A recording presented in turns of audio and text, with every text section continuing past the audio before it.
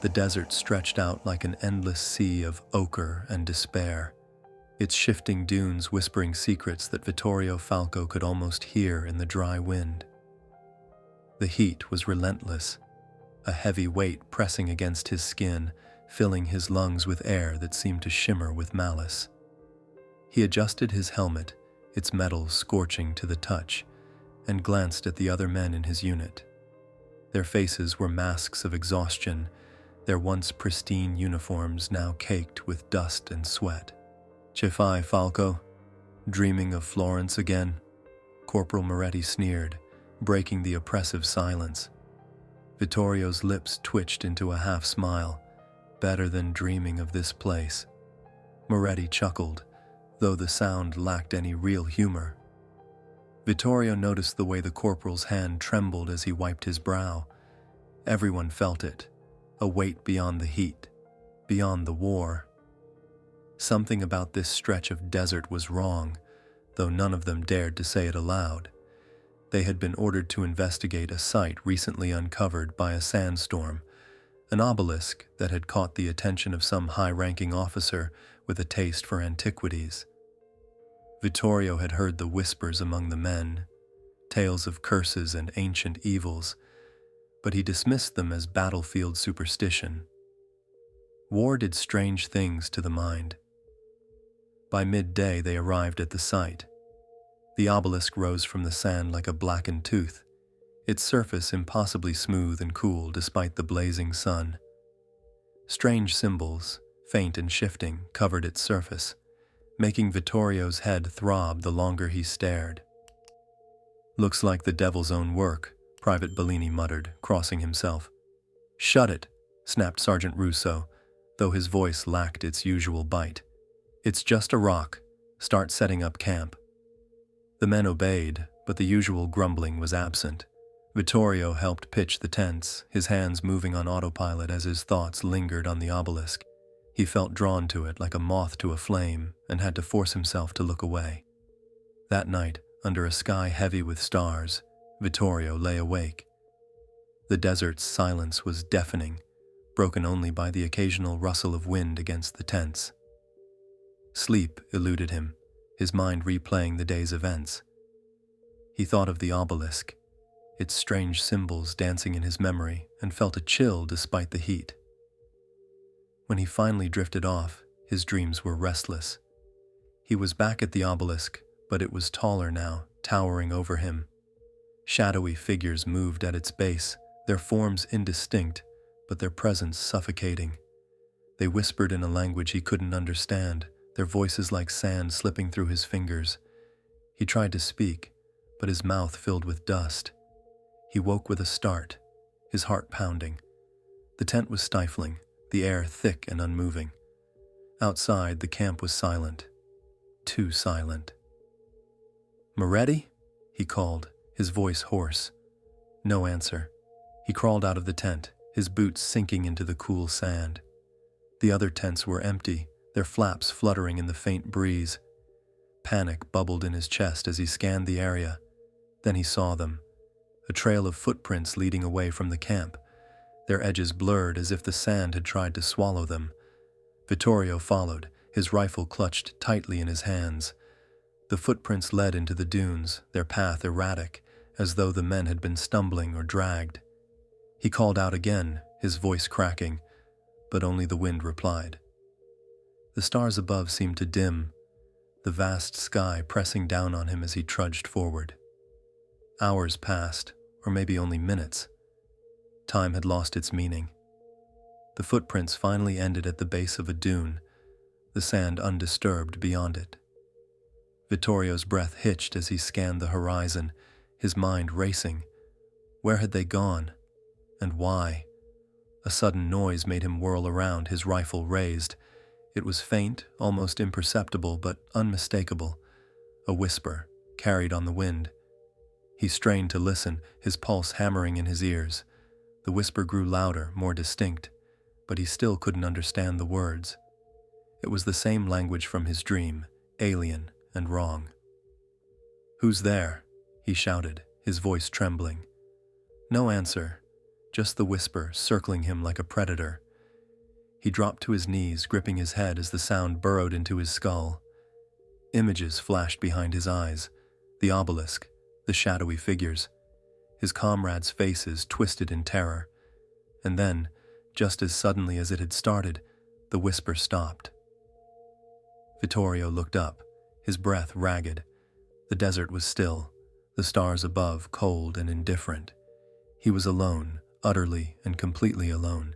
The silence of the desert was absolute.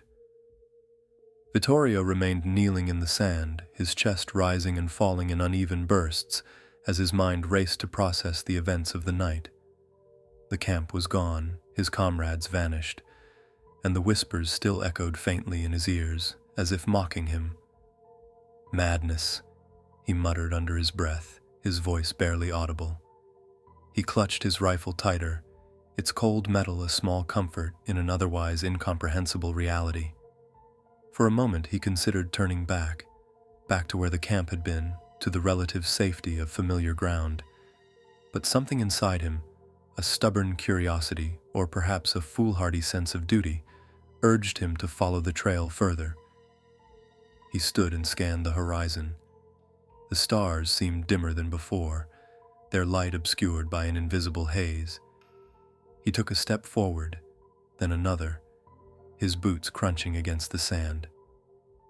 The footprints had ended, but the whispers, or the memory of them, beckoned him onward. The night stretched on as Vittorio trudged through the dunes. He sipped sparingly from his canteen, the water warm and metallic on his tongue. Time slipped away, and the landscape grew stranger. The dunes seemed to shift and rearrange themselves, forming unnatural shapes. Rocks jutted out of the sand, their jagged edges etched with markings that resembled the symbols on the obelisk. Vittorio's heart sank at the sight, a cold dread settling over him. At dawn, he stumbled upon a village. It was small and decrepit, a cluster of clay huts huddled together against the vastness of the desert. Smoke rose weakly from a single chimney, and the faint smell of cooking reached his nose. Relief flooded him as he quickened his pace, his boots kicking up sand as he approached.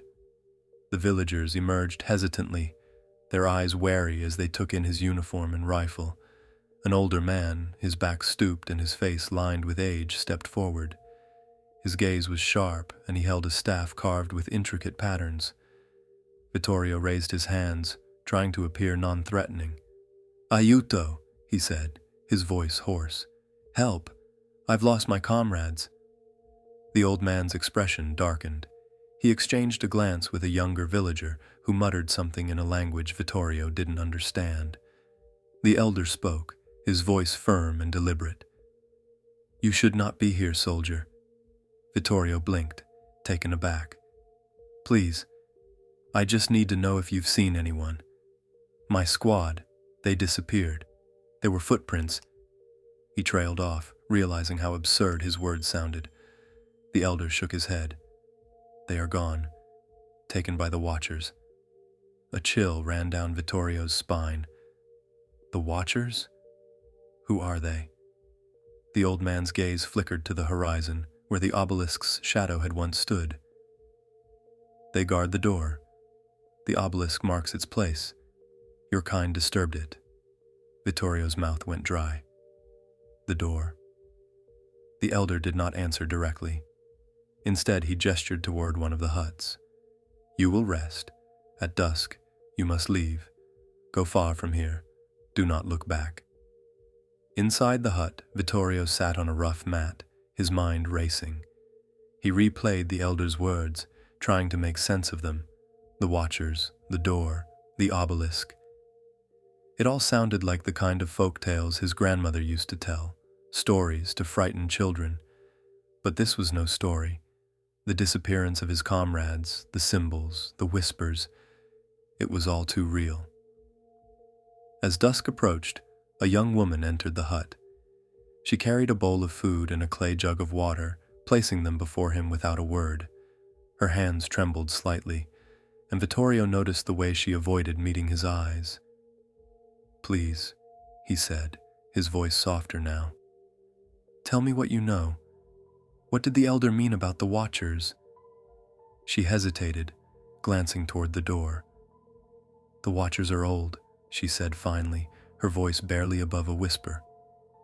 "Older than this desert. They sleep beneath the sands, guarding the door to the other place. The obelisk keeps them there. It is a warning, but your people did not heed it." "What happens if the door opens?" Vittorio pressed. Her eyes met his then, wide and filled with fear. "It must not open.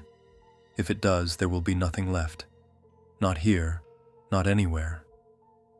That night Vittorio prepared to leave. The villagers watched him in silence as he gathered his things. The elder approached, placing a small, carved amulet into his hand. "For protection," the old man said. "It may not be enough, but it is all we can give." Vittorio nodded, tucking the amulet into his pocket. He turned toward the open desert where the whispers seemed to beckon once more.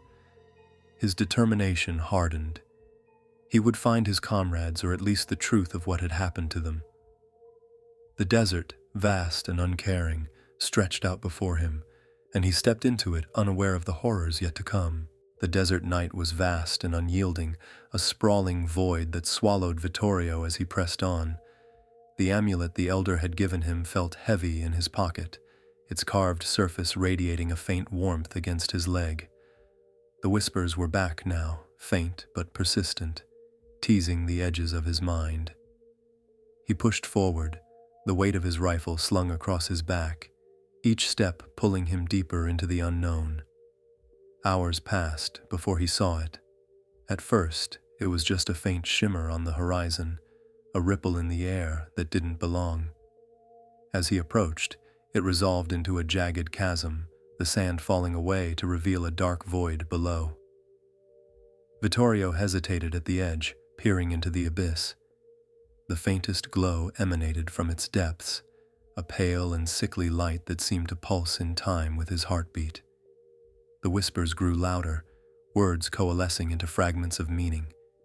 They beckoned him forward, urging him to descend. Vittorio swallowed hard, his mouth dry as dust, and began his descent into the chasm. The air grew colder as he climbed down, the walls of the chasm slick with a strange, dark substance that clung to his hands. The pale glow intensified, casting eerie shadows that danced across the jagged walls. At the bottom, the ground leveled out into a cavern, its floor etched with the same symbols that had marked the obelisk. In the center of the cavern stood a massive stone door, its surface pulsating faintly. The symbols covering it writhed and shifted as if alive, their patterns hypnotic and nauseating.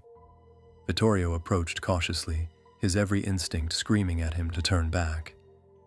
A sound broke the oppressive silence, a low, guttural moan that seemed to echo from the stone itself.